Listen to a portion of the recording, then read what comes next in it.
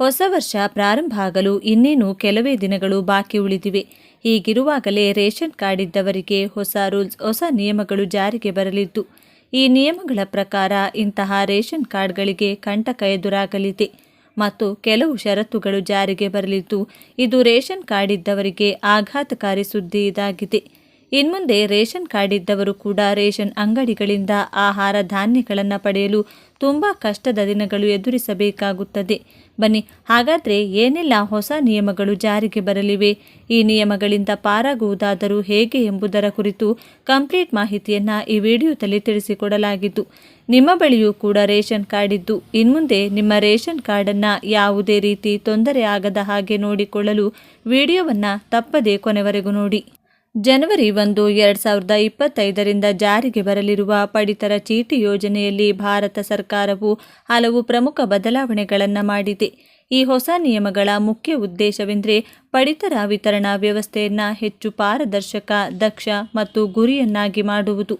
ಈ ಬದಲಾವಣೆಗಳು ಪಡಿತರ ಪ್ರಯೋಜನಗಳು ನಿಜವಾದ ಅಗತ್ಯವಿರುವ ಜನರಿಗೆ ಮಾತ್ರ ತಲುಪುವುದನ್ನು ಖಚಿತಪಡಿಸುತ್ತದೆ ಎಂದು ಸರ್ಕಾರ ನಂಬುತ್ತದೆ. ಈ ಹೊಸ ನಿಯಮಗಳ ಪ್ರಕಾರ ಪಡಿತರ ಚೀಟಿದಾರರು ತಮ್ಮ ಕಾರ್ಡ್ಗಳನ್ನು ನವೀಕರಿಸಬೇಕು ಮತ್ತು ಕೆಲವು ಹೊಸ ಷರತ್ತುಗಳನ್ನು ಪೂರೈಸಬೇಕು. ಈ ನಿಯಮಗಳನ್ನು ಪಾಲಿಸದವರ ಪಡಿತರ ಚೀಟಿಯನ್ನು ರದ್ದುಗೊಳಿಸಬಹುದು. ಆದ್ದರಿಂದ ಈ ಹೊಸ ನಿಯಮಗಳು ಯಾವುವು ಮತ್ತು ಅವು ನಿಮಗೆ ಹೇಗೆ ಅನ್ವಯಿಸುತ್ತವೆ ಎಂಬುದನ್ನು ತಿಳಿದುಕೊಳ್ಳುವುದು ಬಹಳ ಮುಖ್ಯ. ಪಡಿತರ ಚೀಟಿಯ ಹೊಸ ನಿಯಮಗಳೇನು? ಜನವರಿ 1, 2025 ಜಾರಿಗೆ ಬರುವ ಪ್ರಮುಖ ನಿಯಮಗಳು ಈ ಕೆಳಗಿನಂತಿವೆ. ಕಡ್ಡಾಯ ಇಕೆವೈಸಿ. ಎಲ್ಲ ಪಡಿತರ ಚೀಟಿದಾರರು ತಮ್ಮ ಇಕೆವೈಸಿ ಮಾಡಿಸಿಕೊಳ್ಳಬೇಕು.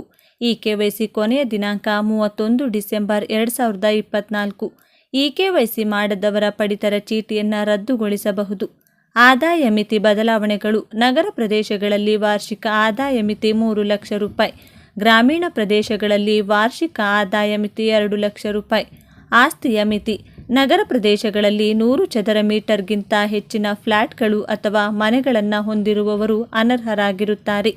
ಗ್ರಾಮೀಣ ಪ್ರದೇಶದಲ್ಲಿ 100 ಚದರ ಮೀಟರ್ಗಿಂತ ದೊಡ್ಡದಾದ ಫ್ಲ್ಯಾಟ್ಗಳನ್ನು ಹೊಂದಿರುವವರು ಅನರ್ಹರಾಗಿರುತ್ತಾರೆ.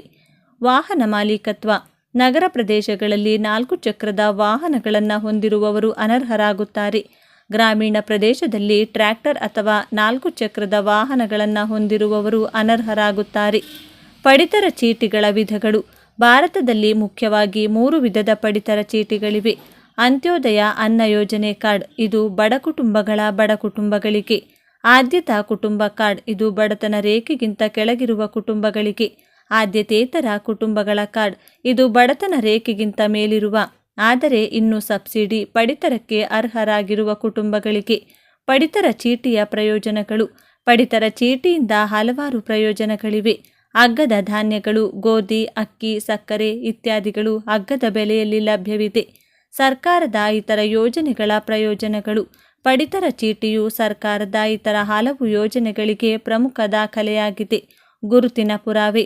ಇದು ಮಾನ್ಯ ಗುರುತಿನ ಪುರಾವೆಯಾಗಿಯೂ ಕಾರ್ಯನಿರ್ವಹಿಸುತ್ತದೆ. Gas subsidy. ಎಲ್ಪಿಜಿ ಸಿಲಿಂಡರ್ ಮೇಲೆ ಸಬ್ಸಿಡಿ ಪಡೆಯಲು ಪಡಿತರ ಚೀಟಿ ಅಗತ್ಯವಾಗಿದೆ. ಆರೋಗ್ಯ ವಿಮೆ. ಸರ್ಕಾರದ ಅನೇಕ ಆರೋಗ್ಯ ವಿಮಾ ಯೋಜನೆಗಳಿಗೆ ಪಡಿತರ ಚೀಟಿಯ ಅಗತ್ಯವಿದೆ. ಪಡಿತರ ಪದಾರ್ಥಗಳಲ್ಲಿ ಬದಲಾವಣೆ.